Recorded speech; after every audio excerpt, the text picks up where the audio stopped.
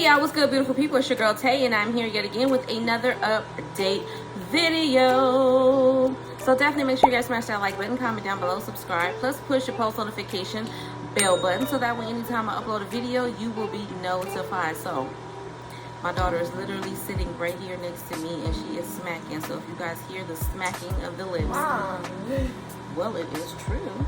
She is over here chowing down on chicken nuggets and sweet potato fries. So I just want y'all to know, don't think that it's me, it's her, okay? So we are going to jump right into the news. The first thing we're going to talk about here is the Social Security Fund will be able to pay benefits 1 year longer than expected, Treasury says. Now, this came out actually on the 2nd of June by CNBC. It says the Social Security Trust Fund most Americans rely on. I don't know why they called it that. I don't like that at all. But the Social Security Trust Fund most Americans rely on for their retirement will be able to continue to pay out benefits for a year longer than prior estimates, the Treasury Department said. The improved report projects that the U.S. will be able to pay disability insurance over the next 75 years, the first time officials have issued such a rosy outlook since their 1983 report. Treasury Secretary Janet Yellen and Labor Secretary Marty Walsh explained that the upgraded outlook is thanks to a strong recovery from the pandemic recession. I don't know what recovery they talking about. We have recovered? Because I missed it. I don't feel like we're in a recovery, but the Social Security Trust Fund most Americans rely on for their retirement will be able to continue to pay out benefits on a timely basis until 2034, 1 year later than the Treasury Department estimated last year, according to an updated report published by the government Thursday afternoon. So again, this was last week. When this came out, the improved analysis signed by Treasury Secretary Janet Yellen, don't you go out there with the pajamas on, and Labor Secretary Marty Walsh projects the government's disability insurance program will be able to pay full benefits over the next 75 years. Okay, so I'm pretty much repeating myself at this point. Medicare Part A will remain fully financed through the year 2028. Okay, 2 years later than previously projected. Yellen and Walsh explained that the improved, okay, blah, blah, blah. They already said that. Okay, so I pretty much read all of the key points. I don't know why they give you the bullet points at the top of the article, and then when you actually get into the article, you're pretty much just reading the same thing all over again. So that's pretty much what happened there. But we've got some conversation here. It says changes were made to near-term economic data and assumptions reflecting that the recovery of employment, earnings, and GDP from the 2020 recession has been faster and stronger than projected in last year's report, resulting in higher payroll tax receipts and higher revenue from income taxation of Social Security benefits. Okay, the Treasury Department looks after two Social Security funds, the Old Age and Survivors Insurance and the Disability Insurance Trust Funds. Okay, so I think you guys get the gist of this. I don't really know a whole lot about Social Security other than I think they need to be giving you guys a heck of a lot more, whoever is using it. You know what I'm saying? Those of you guys who depend on this solely for your financial means, I do think that they need to be giving a heck of a lot more. But other than that, I don't really know. I couldn't tell you guys if this is a good thing or a bad thing. It seems like it's a good thing that they're going to continue to pay all the way up until 2034, but it begs the question of, were they in danger of not being able to pay benefits, or is this a certain type of benefit? Y'all let me know if you have a little bit more information about that down below in the comment section. So moving on from that, okay, so I've been seeing a lot of information to suggest that there is a new prescription medication that has been helping people, specifically those who have diabetes, which is the reason why I caught my eye, because y'all know I just recently got diagnosed as a diabetic. But it's something that I saw one that says it's supposed to slow down aging. I saw another one that's helping people lose weight. So we're going to jump into that. We're going to start with the one that's talking about weight loss. So it says overweight people lost 35 to 52 pounds on newly approved diabetes medication, study says. Now, this was published about 8 hours ago by CNN.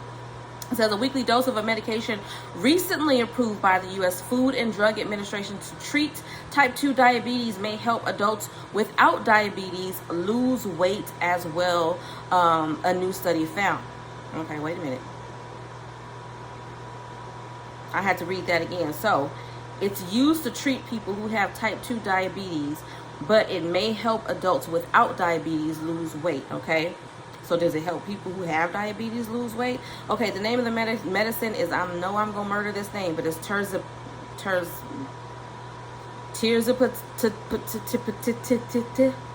okay.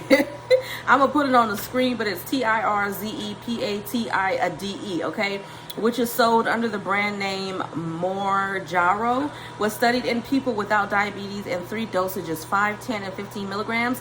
Participants with obesity who were overweight and took the 5 milligram dose lost an average of 35 pounds. Those on a 10 milligram dose lost an average of 49 pounds.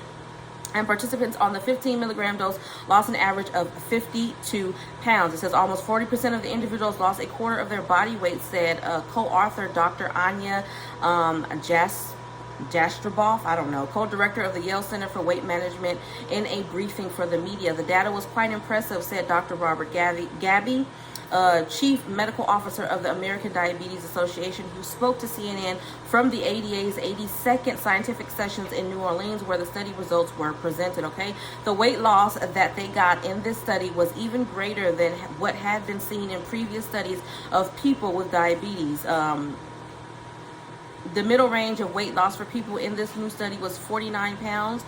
49 pounds is a lot, he said. It's the range of the weight loss that we typically think only possible through surgery. I don't know if that's necessarily, I mean, if you want weight loss to be quick, then yeah, you can get that definitely with surgery. But I feel like a lot of people nowadays, and that's young to the old, they want things to happen real quick. People don't understand the value of working for things. I feel like you appreciate it more. It doesn't matter what it is. If you're working for a car, if you're working to lose weight, if you're working to buy yourself a new purse, whatever it is, big or small, the value of work can never be measured in dollar signs to me. Okay, so even when it comes to weight loss, I know that myself particularly, and everybody's body is different, so everybody's metabolism is different, everybody responds to weight loss and dieting and all that kind of stuff differently. But I know for my body, I was worried when I decided to start losing some weight, whether or not I was going to be able to do so and whether or not it was going to take a long time. I went to the gym 5 days a week, only 15 minutes, literally only 15 minutes. I wasn't in there for an hour a day pumping and lifting weights. I was in there for 15 minutes. I did 5 minutes on, what do you call that? I forgot what it's called. Elliptical machine, and then I would do a little bit of weight training, maybe 10 minutes of weight training, and then I would do like a 5-minute cool down on a treadmill with me just walking. And I lost, I want to say, a good 15 pounds. And it didn't take that long. I was literally dropping like 3 to 4 pounds a week. Okay, so it really just depends on your body. I just wanted to put that out there for people who may be a little bit hesitant at trying to lose weight and accomplish their body goals because of their fear of it not happening. Okay, it is possible. It says all in all, I'm gonna throw my kids out the house. I just want y'all to know the next video is gonna be me on here telling you guys that there are no more children, because whew, if you guys only knew, I'm trying to do a video and it's hard to do a video with my kids in the house because they don't listen. All in all, people without diabetes lost an average of 15% to 20.9% of their starting body weight over the course of 72-week double-blinded randomized clinical trial, which was published Saturday in the New England Journal of Medicine. Okay, participants who got a placebo lost 2.4% and 3.1% of their body weight on average. Okay, so I just wanted to put that out there for you guys. Moving on from that, because there was some more information about some diabetes medication slowing down the signs of aging. Now, this medication I am familiar with because it's the one that I'm taking. So this one is Metformin. It's a prescription medication used, of course, to lower the blood sugar glucose levels in people with diabetes. As a first-time tool in managing type 2 diabetes, this medication is the most commonly prescribed drug when diet and exercise alone aren't helping balance glucose levels. Okay, this medication could also have anti-aging capabilities, according to some research. I think they may be far-reaching with this, but I'm not a scientist, so I guess we'll just have to wait and see.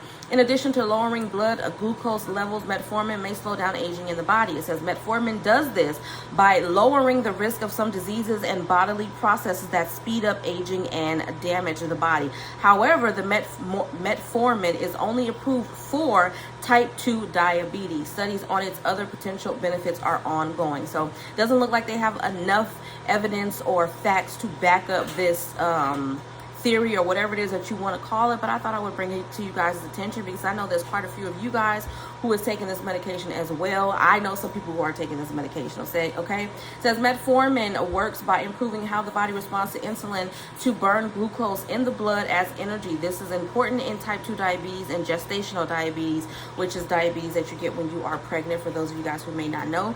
Its off-label use includes type 1 diabetes, as well as reducing symptoms in other conditions that have unbalanced blood glucose levels, such as polycystic ovarian syndrome, also known as PCOS. Okay, the anti-aging effects of metformin are still under investigation. Okay, a 2020 review of some research noted that in animal studies, metformin was found to increase lifespan and delay the onset of declines in health from age. I don't know. I'm a little bit hesitant about how much of this I want to actually absorb and keep it in my brain. And the only reason why is because I also know that there are some very serious side effects to this medication too, which is one of the reasons why I didn't want to take it when I found out that it was what I was being prescribed. And I'm still going to go back. I said that what I was going to do is to limit the amount of time that I spend on this medication. I'm determined to lose weight and get my blood glucose under control without having to use medication or wear catheters or check my blood sugar for the rest of my life, because you just never know with medication. What may work for one person may not necessarily work for the next.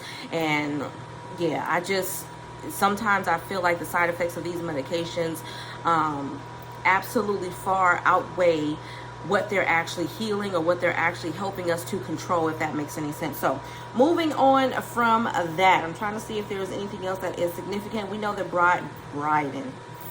Biden makes a fervent plea for stricter gun laws. Okay, how much more carnage are we willing to accept? These are his words. This came out a couple of days ago, reported by CNN. I'm pretty sure this has to do with the situation in Texas. It says President Joe Biden issued a fervent appeal Thursday for stricter gun laws, including a ban on assault weapons, tougher background check laws, and a higher minimum age of purchase, as a spate of gun massacres have left the nation shaken and prompted new discussions on Capitol Hill about how to prevent them. Okay, I don't really think that there is much that they can do to prevent this. People are going to do what they want to do at the end of the day, but I do think that some of the ideas that he has, like making it harder for younger people to get them, is a good idea.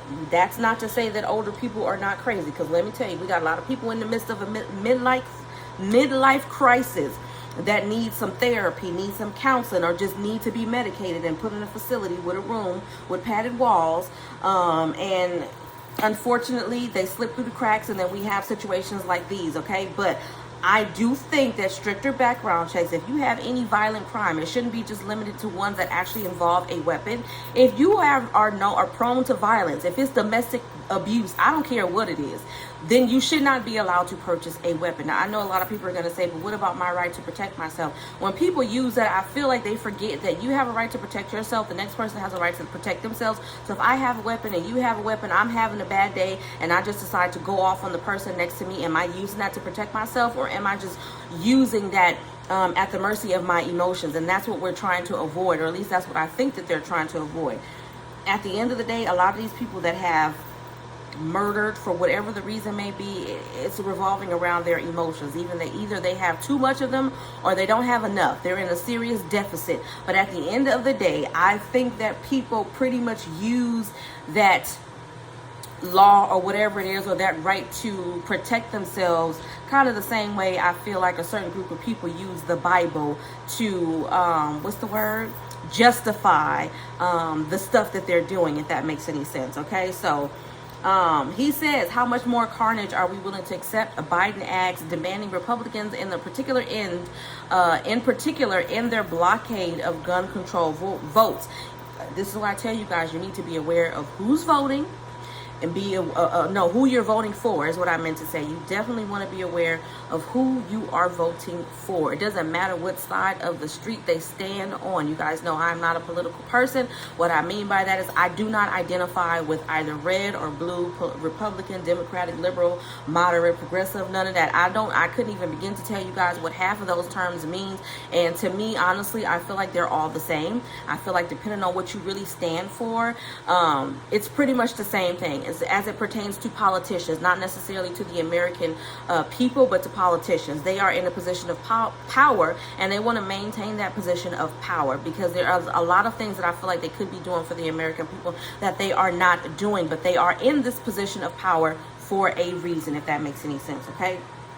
It says, it was the president's most forceful and specific call for gun control since recent mass shootings in Uvalde, Texas, and Buffalo, New York.